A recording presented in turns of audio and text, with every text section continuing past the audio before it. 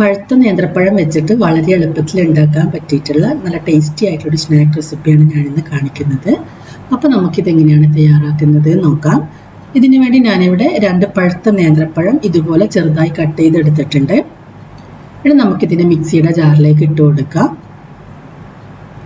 ഇനി ഇതിലേക്ക് ഒരു മുട്ട കൂടി പൊട്ടിച്ചൊഴിക്കാം. ഈ ഒരു പഴവും മുട്ടയും നന്നായി ഒന്ന് അടിച്ചെടുക്കുക. ഒട്ടും തന്നെ കട്ടയില്ലാത്ത വിധത്തിൽ നന്നായിട്ട് അടിച്ചെടുക്കാം. അപ്പം ഞാനിവിടെ പഴവും മുട്ടയും നല്ലവണ്ണം അടിച്ചെടുത്തിട്ടുണ്ട്. ഇനി ഒരു അടിച്ച പഴത്തിലേക്ക് നമ്മൾ ചേർക്കുന്നത് മൈദയാണ്. ഞാനിവിടെ 1 കപ്പ് മൈദ എടുത്തിട്ടുണ്ട്. ഈ ഒരു മൈദക്ക് പകരം നിങ്ങൾക്ക് ആട്ട വേണമെങ്കിൽ ആട്ട ചേർത്ത് കൊടുക്കാം.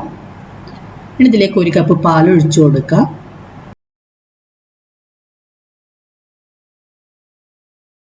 ഇനി ഇതിലേക്ക് ആവശ്യത്തിന് ഉപ്പ് ചേർത്ത് കൊടുക്കാം. ഞാനിവിടെ ഒരു 1/2 ടീസ്പൂൺ ബേക്കിംഗ് പൗഡർ എടുത്തിട്ടുണ്ട്. ഈ ഒരു ബേക്കിംഗ് പൗഡർ കൂടി ചേർക്കാം. ഈ ഒരു ബേക്കിംഗ് പൗഡർ ചേർക്കുന്ന സമയത്ത് ഇത് കുറച്ചുകൂടി നല്ല സോഫ്റ്റ് ആയിട്ട് കിട്ടും. ഇത്രയും ചേർത്ത് ഇത് വീണ്ടും നല്ലവണ്ണം ഒന്ന് അടിച്ചെടുക്കാം. അപ്പോൾ ഞാനിവിടെ മൈദയും പാലെല്ലാം ചേർത്ത് വീണ്ടും നന്നായിട്ട് അടിച്ചെടുത്തിട്ടുണ്ട്.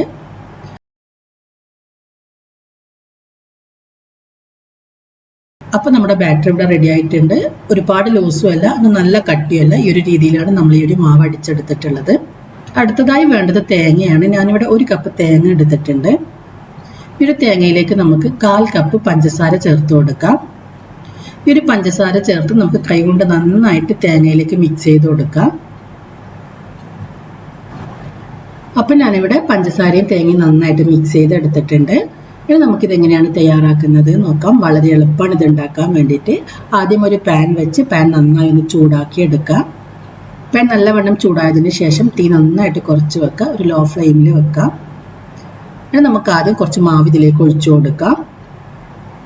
ഇതിൻ്റെ മുകളിലേക്ക് നമ്മൾ നേരത്തെ തയ്യാറാക്കി വെച്ച് തേങ്ങ ചേർത്ത് കൊടുക്കാം. ഒരു കാര്യം പ്രത്യേകം ശ്രദ്ധിക്കുക, തീ നന്നായിട്ട് കുറച്ച് വെക്കണം. പഴം ചേർത്ത് തയ്യാറാക്കിയ മാവായത് കൊണ്ട് തന്നെ തീ കൂട്ടി വെച്ചിട്ടുണ്ടെങ്കിൽ ഇതിൻ്റെ അടിഭാഗം പെട്ടെന്ന് കരിഞ്ഞു പോകും. ഈ ഒരു കാര്യം പ്രത്യേകം ശ്രദ്ധിക്കാം. അതുപോലെ നിങ്ങൾക്ക് ഈ ഒരു തേങ്ങ ചേർക്കാൻ ഇഷ്ടമില്ലെങ്കിൽ നമ്മൾ മാവ് തയ്യാറാക്കുന്ന സമയത്ത് തന്നെ കുറച്ച് പഞ്ചസാര ചേർത്തിട്ട് അടിച്ചു കൊടുത്താൽ മതി. ഇപ്പം ഞാൻ തേങ്ങ ചേർക്കുന്നത് കൊണ്ടാണ് ഈ ഒരു മാവിലേക്ക് പഞ്ചസാര ചേർക്കാതിരുന്നത്. നിങ്ങൾക്ക് ഈ ഒരു തേങ്ങ ഒഴിവാക്കണമെങ്കിൽ മാവ് അടിച്ചെടുക്കുന്ന സമയത്ത് തന്നെ പഞ്ചസാര ചേർത്താലും മതി. ഒരു 1-2 ടേബിൾ സ്പൂൺ പഞ്ചസാര ചേർത്ത് കൊടുക്കാം. അപ്പോൾ ഇത് തേങ്ങ ചേർത്തതിന് ശേഷം ഇത് അടച്ച് വെച്ച് ഒന്ന് വേവിച്ചെടുക്കാം. ഉൾഭാഗിലൊന്ന് വെന്ത് വരുന്നത് വരെ അടച്ച് വെച്ച് വേവിച്ചെടുക്കാം. ഇത് നന്നായിട്ട് വെന്ത് വന്നിട്ടുണ്ട്. ഇനി നമുക്കിതിലേക്ക് കുറച്ച് നെയ്യ് ചേർത്ത് കൊടുക്കുക. ഈ ഒരു നെയ്യ് ചേർക്കുന്ന സമയത്ത് നല്ലൊരു ടേസ്റ്റാണ് ഇതിന്. അപ്പോൾ ഇതിവിടെ റെഡിയായി വന്നിട്ടുണ്ട്. ഇനി നമുക്കിത് പാനിൽ നിന്ന് മാറ്റാം. ഇതുപോലെ നമുക്ക് മുഴുവൻ മാവ് കൊണ്ടും ചെയ്തെടുക്കാം. നിങ്ങൾക്ക് കുറച്ച് വലുപ്പത്തിൽ ചെയ്യണമെങ്കിൽ കുറച്ചധികം തന്നെ മാവ് ഒഴിച്ചിട്ട് ചെയ്താലും മതി. ഞാനിപ്പോൾ ചെറുതായിട്ടാണ് ഒഴിച്ചിട്ടുള്ളത്.